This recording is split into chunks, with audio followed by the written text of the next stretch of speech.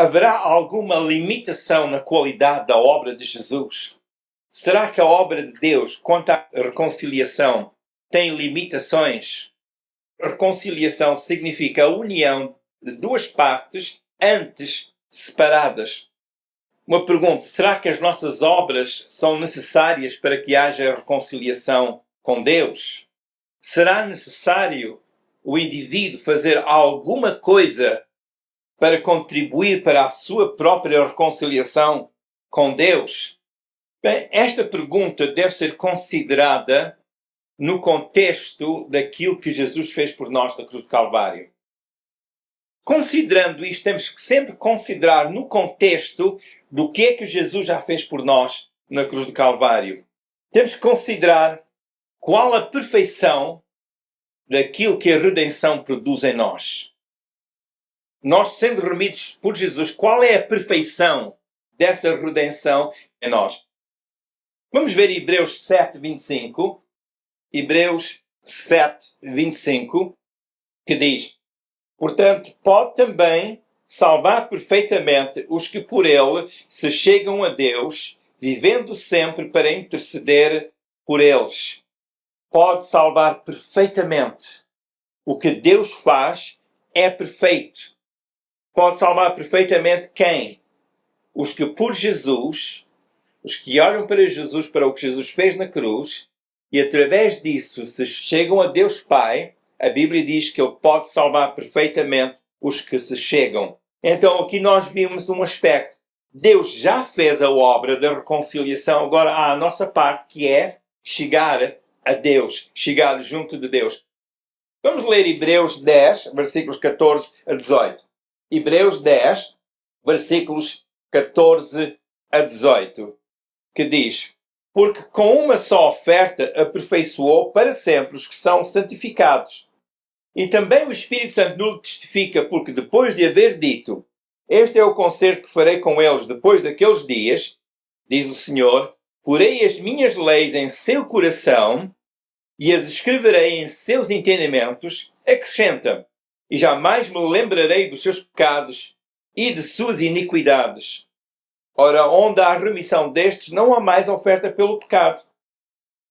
Baseado neste texto, e nós temos mais textos na Bíblia que poderíamos consultar e diriam este princípio, o ser humano nada pode acrescentar à perfeição de Jesus como Salvador, nem à perfeição da sua obra redentora.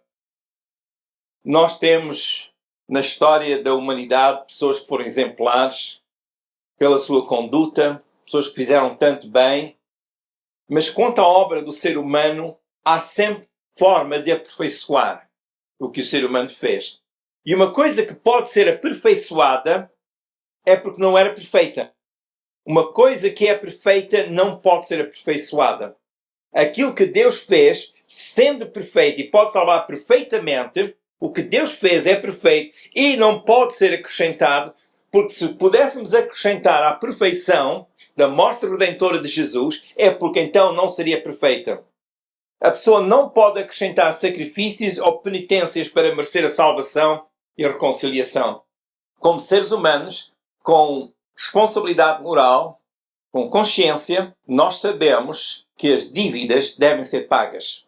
É um princípio moral. E às vezes transportamos esse princípio para o nosso relacionamento com Deus. A Bíblia diz que Deus não se lembra mais das nossas iniquidades. Repara no versículo 17. Está escrito, baseado naquilo que Jesus fez na cruz do Calvário, por causa dos nossos pecados, que Deus não se lembra mais das nossas iniquidades. Por que é que Deus não se lembra mais das nossas iniquidades? Porque diz o versículo 18 que houve remissão. Porque onde há remissão dos pecados, Deus não se lembra mais disso. O que é que significa remissão? Imaginemos que alguém que tem uma dívida. Em tempos idos havia uma certa prática que eu acho que era muito cruel, mas é o que faziam. Quando uma família não podia pagar as suas dívidas, o filho ou filho dessa família endividada era dado ao credor. Ou a pessoa ia trabalhar como escravo para pagar a sua dívida. Mas se viesse alguém e resgatasse essa dívida, pagasse essa dívida, resgatasse essa dívida, quem estava em dívida ficava isento, porque a dívida já estava paga e essa pessoa voltava para a sua família. Quando o Senhor Jesus veio e morreu na cruz do Calvário, Ele saldou a nossa dívida do pecado, do erro, ficou paga pelo sangue de Jesus. E se essa dívida está paga e a Bíblia diz que está, Deus não se lembra mais dessa dívida. Daí, porque é que Deus não se lembra mais das nossas iniquidades? Nós às vezes temos problema em nos perdoar até nós próprios. Porque a nossa consciência às vezes traz à mente coisas feias que não queríamos lembrar mais delas. E pensamos, oh, se eu pudesse esquecer isso uma vez para sempre. Bem, Deus esquece, porque está escrito que Deus não se lembra mais dos nossos pecados. E alguém poderá dizer, mas isto não é justiça, se a pessoa fez o mal tem que pagar por isso. A realidade é que já foi pago. Como? Foi Jesus que morreu na cruz do Calvário pelos nossos pecados. Aos olhos de Deus está pago. Isso é o que Deus fez em Jesus. Portanto, fazer penitência ou sacrifícios com a intenção de cumprir um castigo ou da pessoa se purificar a si própria mediante esse sofrimento é o mesmo que querer acrescentar ao que Jesus fez no Calvário. Cada vez que alguém lhe disser assim que tem que ir purificar a si próprio e fazer umas certas rezas e andar de joelhos e pagar a bula ou coisa assim do género, essa pessoa, sem dar por isso, está a acrescentar ao que Jesus fez na cruz. E se está a acrescentar, está a dizer que aquilo que Jesus fez não é perfeito. O nosso Deus, como nosso Pai, entregou Jesus para remir a humanidade. A Bíblia diz que Deus estava a reconciliar consigo o mundo através de Jesus. Segundo aos Coríntios, capítulo 5, versículos 18 e 19. A obra da reconciliação realizada por Deus não necessita de obras suplementares. Com Deus, a obra é tão perfeita que não é preciso um plano suplementar ou um recurso suplementar ou alguma coisa, no caso daquilo que Jesus fez não ser o suficiente. Pessoas que fazem sacrifícios e dão esmolas aos pobres, não porque os pobres precisam, mas porque querem ter mérito, querem ter um saldo positivo na conta no céu. É bom ajudarmos os pobres. Reparem, a Bíblia ensina-nos isso. Mas quando as pessoas dão esmolas aos pobres para livrar a sua consciência, eles não estão a ajudar o pobre. Eles querem ficar livres do problema que têm de consciência. Lembre-se disto. Ajude sempre o pobre, mas nunca o faça para se ver livre do seu pecado ou do seu problema de consciência. Porque o seu pecado, como o meu, já foi pago por Jesus. Porque está aqui escrito. Não se lembra mais dos nossos pecados, das nossas iniquidades, porque havendo remissão destes, não há mais oferta pelo pecado. Deus não aceita mais nenhum sacrifício, nenhuma oferta pelos pecados. Porque está escrito, havendo remissão destes, não há mais oferta pelo pecado. É bom dar, mas porque é para ajudar, para contribuir para o bem, seja para os pobres ou outros projetos que possa haver, aí Deus reconhece e Deus abençoa. Porque está escrita a palavra de Deus que quando nós trazemos as nossas ofertas diante do Senhor, que Ele abençoa. Ele abençoa a nossa sementeira e abençoa a nossa despensa. Quando nós contribuímos, é estar a colaborar com Deus. Não é que Deus precise, mas nós estamos a fazer parte da obra do reino de Deus. Isso é que Deus aceita, mas não aceita para perdão dos pecados. Pessoas que seguem religião ensinada pelos homens, afastada da Bíblia, fazem coisas que Deus não aceita. E este aspecto é importante, porque a reconciliação com Deus está baseada no que Jesus fez na cruz. Não está baseada nas nossas boas obras. O que Deus nos dá é para nós usarmos, para nós vivermos. A Bíblia diz que Jesus foi a oferta feita pelos nossos pecados. E por este sacrifício de Jesus houve uma eterna redenção, sem que seja mais necessário algum sacrifício ou penitência pelo pecado. Vamos ler Hebreus 9:12. Leiam o que diz a palavra do Senhor, Hebreus 9:12. Diz assim, nem por sangue de bodes e bezerros, mas por seu próprio sangue entrou uma vez no santuário e efetuou uma eterna redenção. O povo judeu, no Velho Testamento, faziam sacrifícios de animais, levavam um bezerro, o animal era sacrificado diante do Senhor, o sangue era derramado, era para expiação. E depois esse sangue era levado ao lugar mais sagrado do templo, era espargido sobre o propiciatório, e o povo então ia para casa com o sentido de que seus pecados foram perdoados, mas isso só durava um ano, porque no ano a seguir tinham que fazer a mesma coisa. E a Bíblia diz que todos os anos, cada vez que se faziam sacrifícios pelos pecados, havia comemoração, lembravam-se dos pecados passados. Mas agora aqui, o Senhor Jesus entrou com o seu sangue no santuário de Deus e efetuou uma eterna redenção. Aquilo que Deus fez é eterno, uma eterna redenção. E depois Hebreus 9, 26, são os versículos mais à frente. De outra maneira, é necessário lhe for padecer muitas vezes desde a fundação do mundo, mas agora na consumação dos séculos, uma vez se manifestou para aniquilar o pecado pelo sacrifício de si mesmo. E a Bíblia diz que ele morreu uma só vez para aniquilar o pecado pelo sacrifício de si mesmo. Nós nada podemos fazer para acrescentar ao que Jesus já fez. O que é que então podemos fazer? Já que aquilo que o Senhor fez é eterno, será que aquilo que o Senhor fez é completo? Da parte de Deus, aquilo que foi feito em Jesus é completo e é eterno. Vamos ver Hebreus 9, 28. Hebreus 9, 28. Assim também Cristo, oferecendo-se uma vez para tirar os pecados de muito, lembre-se, ofereceu-se uma vez, só foi preciso oferecer-se uma vez. Aparecerá a segunda vez sem pecado aos que esperam para a salvação. Ele deu a sua vida por nós, para aqueles que esperam para a salvação. E isto refere-se ao dia em que Jesus vier para nos buscar, para estarmos para sempre com Ele. João 14, o Senhor Jesus disse que ia preparar um lugar para nós, e se Ele fosse, Ele voltaria novamente para nos vir buscar, para que onde Ele estivesse, estivéssemos nós também. Nós hoje podemos ter esta esperança em Deus, que quando Jesus vier buscar a sua igreja, nós vamos com Ele. Porque está aqui escrito que Ele virá a segunda vez sem pecado, que Ele morreu pelos pecados. Essa obra já foi feita e Ele agora vem buscar para a salvação.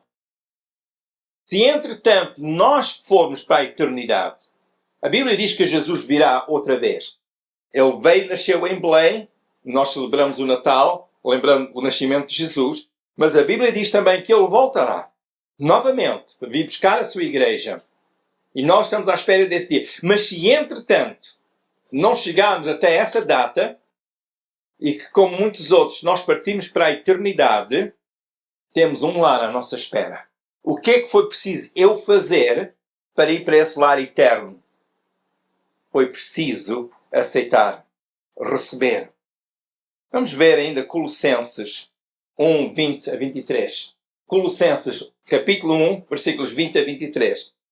Nós estamos a ler estas passagens da Bíblia porque a nossa fé tem que estar no que Deus diz. Eu não posso, nem devo, nunca se deve inventar religião para acalmar as aflições do coração. E nós encontramos isso muito. Há pessoas que são peritas em fazer discursos que levam as pessoas a sentirem-se bem. A nossa fé deve estar alicerçada no que Deus diz para que ou nós nos sentimos bem ou não nos sentimos bem, a palavra de Deus é sempre a mesma. Não muda.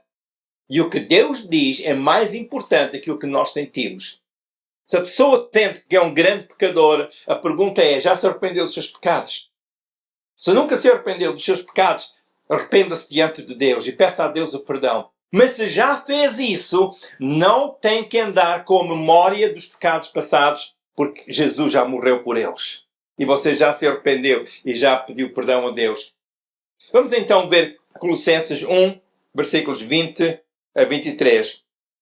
E que, havendo por ele feito a paz pelo sangue da sua cruz, por meio dele reconciliasse consigo mesmo todas as coisas, tanto as que estão na terra como as que estão nos céus. Quando Adão pecou, e Deus disse, a terra é amaldiçoada por causa de ti, por causa do teu pecado. Então, quando Jesus morreu, morreu na cruz para nos salvar e deu reconciliar para si todas as coisas.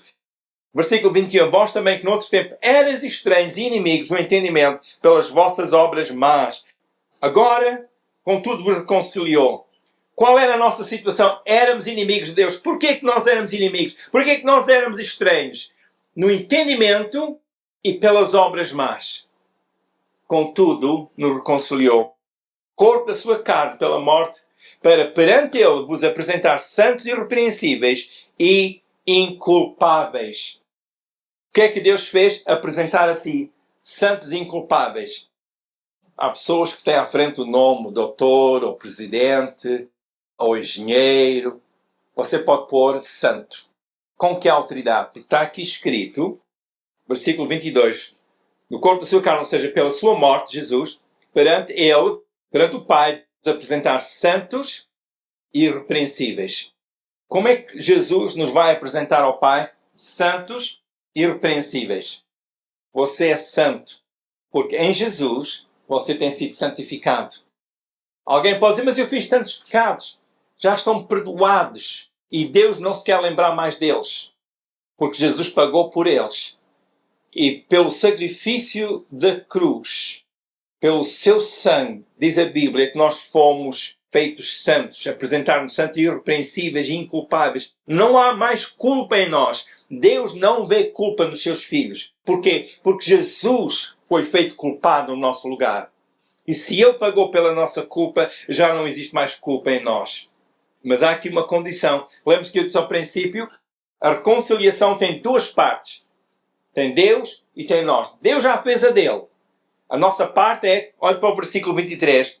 Se na verdade permanecerdes fundados e firmes na fé e não vos moverdes da esperança do Evangelho, que temos ouvido, o qual foi pregado a toda a criatura que há debaixo do céu e de qual eu, Paulo, estou feito ministro.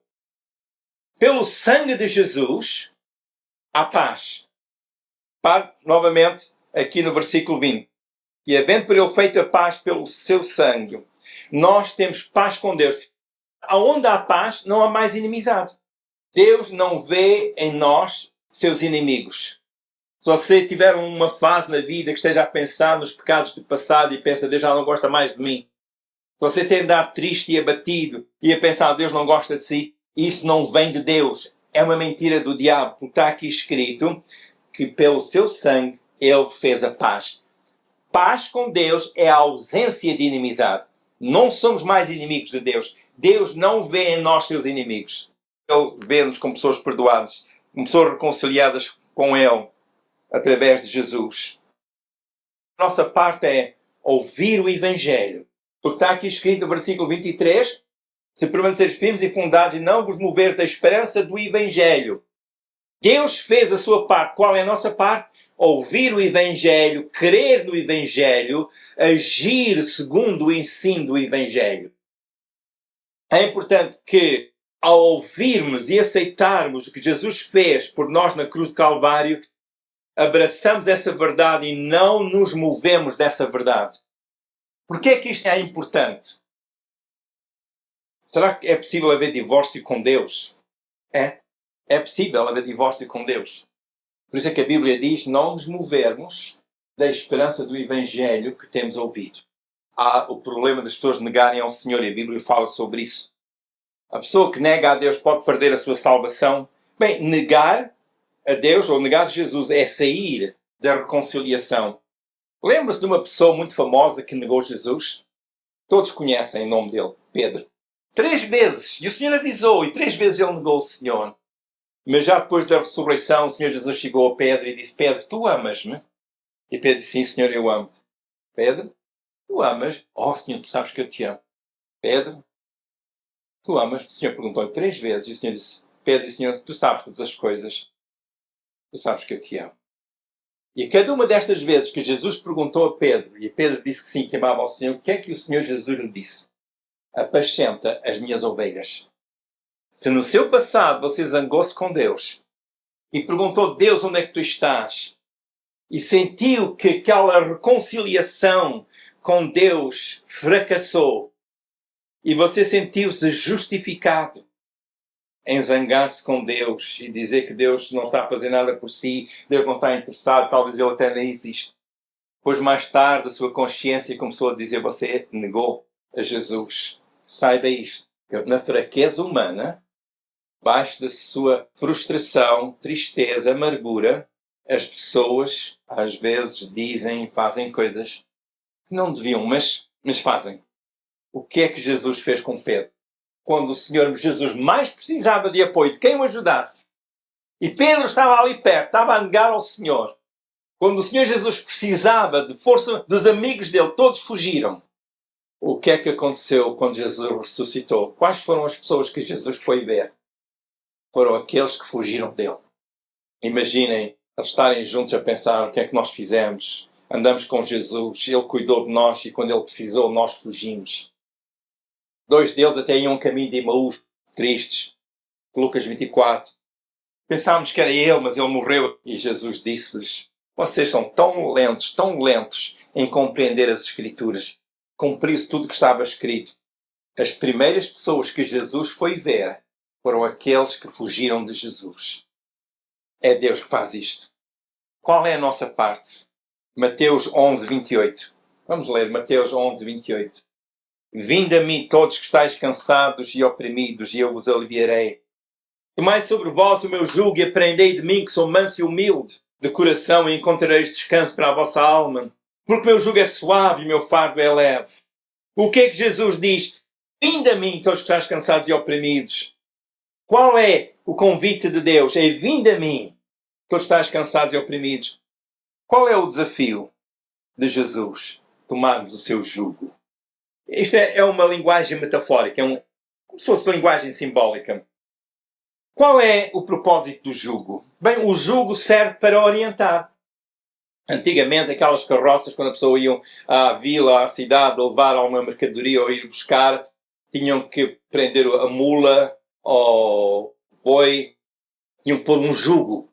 E depois tinha aquelas correias para guiar o animal. O jugo serve para orientação, para guiar. O jugo é um instrumento de trabalho. O jugo é um instrumento que une. Por exemplo, quando se põe 2 animais a puxar uma carroça, é o jugo que vai unir o esforço daqueles 2 animais. Porque se não fosse o jugo, um ia puxar mais depressa que o outro. Mas o jugo mantém os 2 ali igual, para que o trabalho dos 2 seja unido e possam fazer o trabalho. E o Senhor Jesus disse, tomai sobre vós o meu jugo. Aprendei de mim. Ao tomarmos o jugo de Jesus, nós estamos a colocar-nos diante dele para sermos guiados por ele, a sermos úteis ao Senhor, à obra do seu reino. Porque, repare, o Senhor disse em 2 Coríntios 5 que Ele pôs em nós a palavra da reconciliação, a palavra que nós temos a partilhar com as pessoas, reconciliar-vos com Deus. Temos uma função, temos um trabalho a fazer, mas para isso ligamos-nos ao Senhor, tomando sobre nós o seu jugo, para assim realizarmos os propósitos que Deus estipulou para nós. Nós não podemos fazer o trabalho de Deus se não tivermos o jugo do Senhor Jesus sobre nós. Porque é Ele que nos orienta, é Ele que nos auxilia a levar a nossa parte da responsabilidade, que é falar com as pessoas aquilo que Jesus fez na cruz do Calvário. Há uma responsabilidade que Deus nos dá. Qual é a parte da pessoa? Aprender de Jesus. Aprender de Jesus. Vinde a mim, todos estáis cansados e oprimidos, mais sobre vós o meu jugo. Aprendei de mim. Porquê é que é preciso aprender?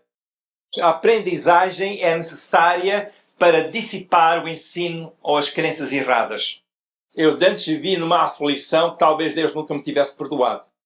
Até que compreendi que realmente Deus perdoou e o ensino do Evangelho mostrou-me que eu estava enganado na minha ideia.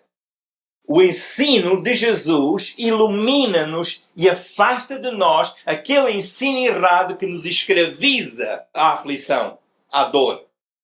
Neste processo da reconciliação, Deus já fez tanto por nós, Ele agora convida-nos a vir a Jesus para aprender sobre o que Ele fez por nós, para não andarmos mais debaixo da aflição do pecado, da aflição da consciência, da aflição da tristeza. Porque o Senhor salvou-nos para estarmos com Ele, guiados por Ele, alimentados por Ele. Aprendemos dele porque Ele é manso e humilde de coração. Jesus não veio como mestre tirano a exigir com severidade que fizéssemos o que Ele dizia. Não, Ele não fez assim. Ele veio humilde de coração, manso e humilde de coração. Ele veio até nós, manso e humilde de coração. Não um Senhor severo, tirando, faz, senão vais para o inferno. Não era assim que nós antes vivíamos? Ora, quem faz as más obras e não se arrepende delas pode ter a certeza que o inferno tem lá um lugar à sua espera. Mas essa mensagem é para aqueles que não querem receber Jesus. Porque para os que recebem Jesus, Ele vem manso e humilde de coração, ajudar-nos a dar-nos a vida eterna. E a vida eterna é um lugar ao lado dele, na glória. Como é que Ele nos convida? Manso e humilde de coração. Aprendei de mim que sou manso e humilde de coração. Ao aprendermos dele, as características de Jesus vêm até nós. Porque se nós aprendemos com quem é manso e humilde, nós aprendemos também a ser como Ele é. Divulgamos a mensagem da reconciliação, que Deus estava em Cristo a reconciliar consigo o mundo. É a mensagem de amor. É a mensagem que Deus quer-nos. Mas é preciso vir a Ele. Diz João 1,12. Mas a todos quantos receberam Deus o poder de serem feitos filhos de Deus, aos que creem no seu nome. Todos quantos receberam. Qual é a condição de ser chamado filho de Deus? É receber Jesus. Mas a todos quantos receberam. Essas pessoas, o que é que lhes aconteceu? Receberam o poder de serem feitos filhos de Deus. Há aqui algo que é interessante. Jesus que veio ao mundo trazendo a luz de Deus, alumiando. E nós vimos a luz do Evangelho, a luz que veio de Jesus. E nós o recebemos. Nós recebemos Jesus. Há a tal condição. Haverá alguma coisa que eu possa fazer? Nada para melhorar, mas só aceitar. Vinde a mim todos estáis cansados, mas todos quantos o receberam, Deus o poder serem feitos filhos de Deus. Não tem nada a ver com obras ou presentes que eu possa trazer a Deus para ver se Ele me aceita. Porque isso já foi feito em Jesus. É vir a Ele, aprender dEle. Porque está aqui escrito, foi dado o poder. Foi dado é um facto. É uma coisa que já aconteceu, é um facto. Um facto consumado. O facto consumado é que Deus deu-nos o poder de nós sermos feitos filhos de Deus. O que é que nós fizemos? Foi receber. Nós só dissemos, Senhor, eu recebo Jesus como Salvador, o enviado de Deus, pelo qual eu sou reconciliado com o Pai. Fomos feitos. Fomos feitos. Ser feito implica uma transição. Que transição é essa? No princípio do capítulo fala sobre a luz que resplandecia nas trevas. É o versículo 3, versículo 4, fala sobre isso, a luz que resplandeceu nas trevas, versículo 4. E Jesus veio. E nós vimos a sua luz como a luz do unigênito Filho de Deus, diz o versículo 14. E porque recebemos, houve uma transição. Que transição é esta? Passamos das trevas para a luz. Nós passamos das trevas para a luz. Como? Porque recebemos Jesus. Recebemos Jesus, nosso Salvador. Nós transitamos para algo tão maravilhoso. Qual é a nossa responsabilidade neste processo da reconciliação? Não é sacrifícios religiosos, não é penitência, não é merecimento, mas é vir a Jesus. Vinde a mim, ouça Jesus a dizer, vinde a mim, todos que estáis cansados e oprimidos. Ouça esta palavra de Jesus, Mateus 11, 28. Vinde a mim, todos que estáis cansados e oprimidos, e eu vos aliviarei. Tomamos o jugo de Jesus, aprendemos dele. E qual é a bênção? E encontrareis descanso para as vossas almas. É difícil estar sem descanso na alma quando há uma aflição, um aperto, uma tristeza, uma agonia, uma dor, que a pessoa até senta às vezes tempo de estômago. E o Senhor diz, vinde a mim todos que estáis cansados e oprimidos, e eu vos aliviarei. Aprendei de mim que sou manso e humilde de coração, e encontrareis descanso para as vossas almas. Qual é a bênção da reconciliação? Descanso para a alma. Descanso para a alma. Jesus dá descanso neste dia. Ele convida. Nós respondemos e dizemos, sim Senhor, eu recebo. A todos quantos receberam Deus o poder de serem feitos filhos de Deus, aos que creem no seu nome. Você crê em Jesus, o Salvador? Quer receber Jesus? Seu íntimo disser sim a Deus. Eu creio em Jesus. Eu recebo Jesus. Eu venho a Jesus. Quero aprender de Jesus. Então você entra na reconciliação. Encontra descanso para a sua alma. E Deus diz que lhe dá o direito de ser chamado filho de Deus. Porque a todos quantos receberam Deus o direito a autorização de ser chamado filho de Deus. Você pode dizer que é filho de Deus na autoridade da palavra de Deus. Você crê no nome de Jesus, faça a confissão diante de Deus, dizendo: Senhor Jesus, obrigado porque deste a tua vida na cruz de Calvário. Diga: obrigado, Pai, porque enviaste Jesus para me reconciliar a ti. Quem faz assim, acreditando no que Jesus fez, essa pessoa é salva. Na autoridade da palavra de Deus, é salvo. Tire uns momentos para agradecer a Deus pela reconciliação através de Jesus. E estar reconciliado com Deus, tendo passado pela porta que é Jesus, é estar em paz com Deus. Se ainda não recebeu Jesus, será oportuno fazê-lo agora. Diga a Jesus: Senhor, eu te recebo como meu Salvador. Se quiser saber mais sobre esta obra de Jesus, que nos é de extremo valor, entre em contato comigo. Se quiser saber mais sobre esta vida em Jesus, a vida da salvação, a vida da reconciliação, envie-me um e-mail. Para esse fim, use o meu endereço de e-mail que está no rodapé do vídeo. E está também nesta nota informativa. Entretanto, partilhe este vídeo com outras pessoas. Poderá enviar o contacto deste vídeo conforme aparece no YouTube, ou poderá sugerir o canal do YouTube com o nome Manny Bessa, onde há mais vídeos em que são abordados vários temas.